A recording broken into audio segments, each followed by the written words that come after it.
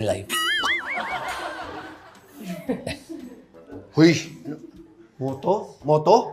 Seryoso ka? Nagtatanong ka, moto? Maginalaman ba sa tawa-typist yun? Oh, ibahin natin eh, siyempre. Doktora, pasensya ka na. Forget me about it, okay? Doktora, ito'y isang tanong talaga at, doktora, what makes you smile? Sanpit! Ano pa? Ano bang what makes you smile? What makes me smile? Di ba na smile? Di tawa lang. Di smile, di tawa. May connection dun yan eh. Wala sa koneksyon. Seryosong tanong. Kung ayaw mo magseryoso, huwag ka na magtanong. Oo, sige. Seryoso tanong. Kailangan natin ayusin si Karin. Nakakaawa si Nakashi. Nakakaya kay doktora. Huwag mong magsigaw. Pasensya na, doktora. Pasensya na. Doktora, total naman eh, doktora ka nga, di ba? No.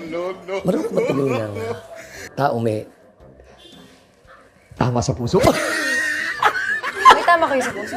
Hindi. Yung puso ko, tinamaan sa'yo. Sapit! Ano?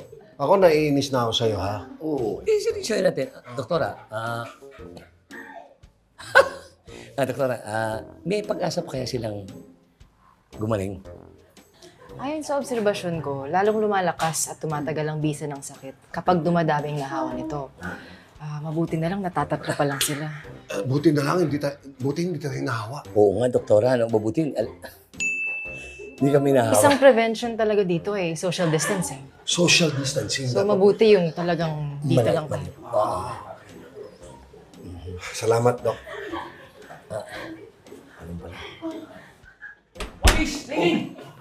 Galing kami sa inyo. Sabi nung kapitbahay niyo, puntahan daw kayo sa health center. Eh, sabi naman ng health center, nandito raw kayo sa clinic. Huwag kayo lalapit! Bakit? Ba't kayo tumatawa? Ano ba nakakatawa? Parang kayo tanga! Ikaw tumatawa parang sakit. Parang tanga.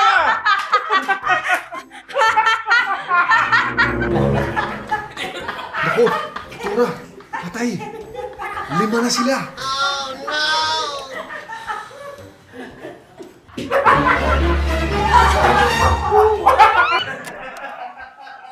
Doktora. Yan, medyo nilako na para hindi na rin sila na makakahawa.